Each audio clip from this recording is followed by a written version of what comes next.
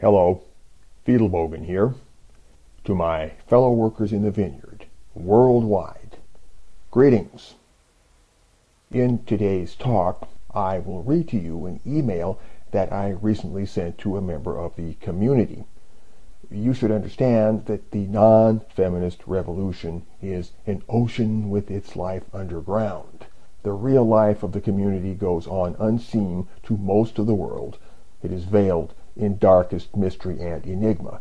But today, I will lift a corner of the veil and let a tiny glimmer escape. My email starts abruptly, but the flow quickly evens out. It commences thuswise. What you have articulated so far lines up pretty well with my own thinking. But the problem with the so-called MRA movement is that it does not exist. There is no such thing as the MRA movement, or no MRM, if you will. But here is the real story. In the beginning, a passel of wildly varied male fauna congregated on message boards, mail lists, and the like, and started conversing about their newly awakened awareness of feminism and men's troubles under the feminist regime. Gradually, their numbers grew. It was a Tower of Babel, and from the outset there was plenty of insight mixed with a good deal of dreck, but no commonly agreed core of coherent, viable ideas. It was more attitude than analysis, more heat than light, but certainly nothing that would usefully define a movement. At some point, circa 2003 or 2004, the term MRA popped into existence because people got tired of typing men's rights activist all the time. From the very start, MRA was an appellative of convenience. There was never any systematic thought behind it. The consequences have dogged us to this very day. But, to be honest, I don't believe there was any help for it. I really don't think it could have happened otherwise than how it happened.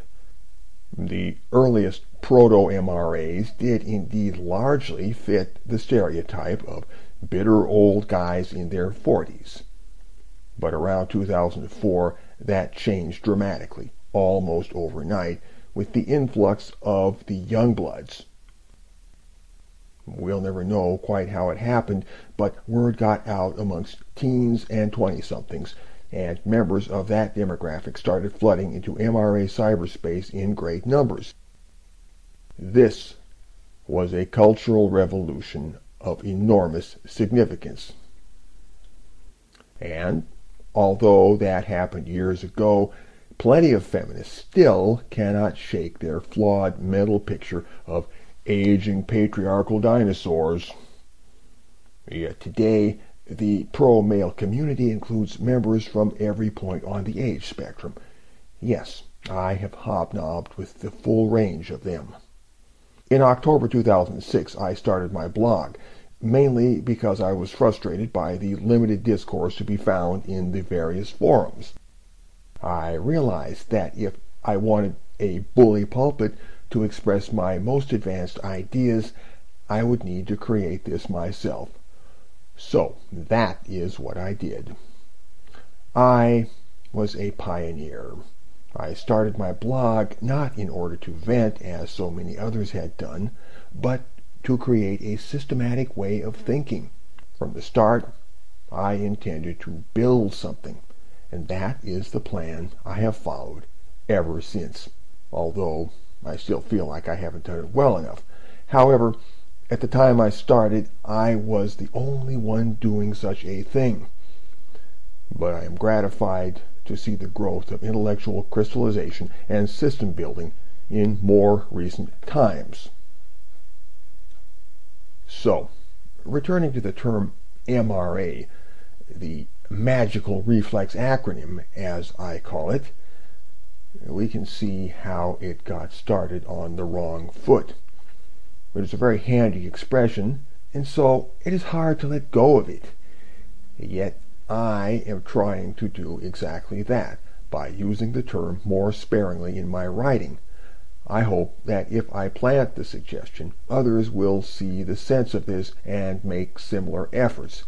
The idea is not to ban that time-honored historical word, but to kick it upstairs for occasional informal use or for private conversations. As I mentioned elsewhere, the term MRA has a low Teflon factor.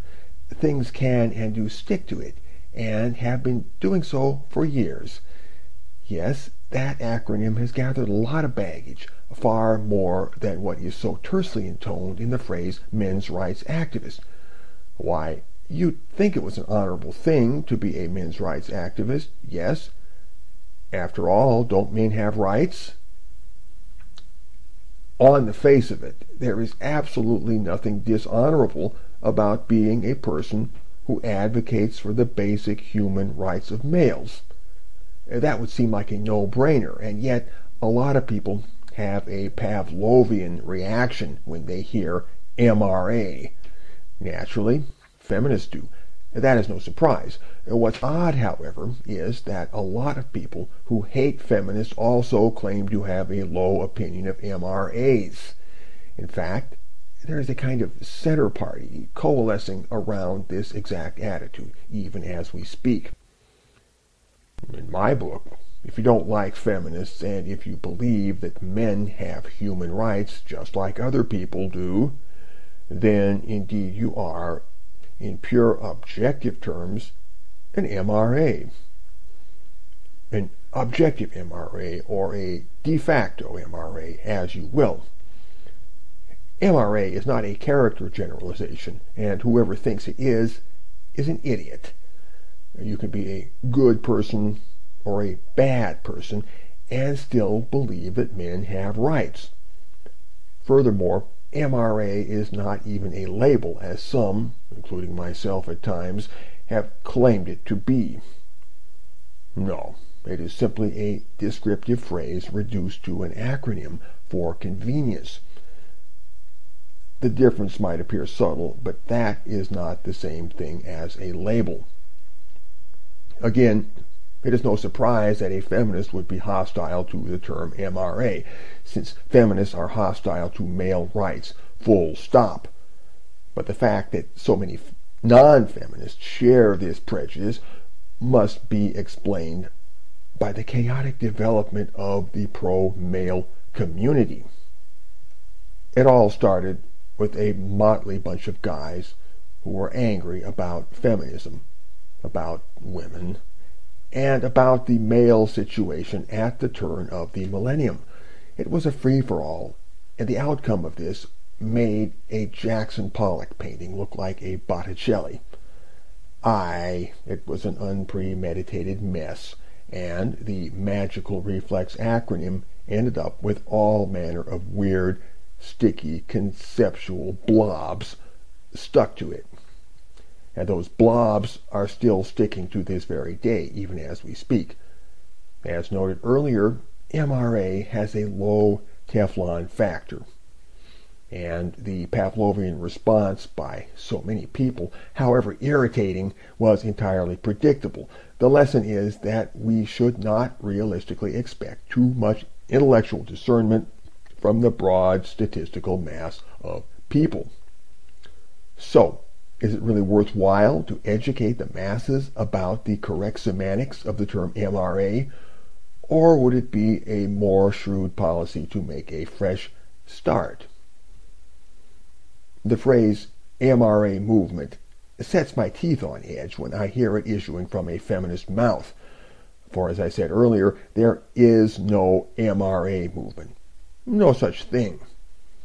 There is only a word with random blobs stuck to it, and that blobbed word is not a movement.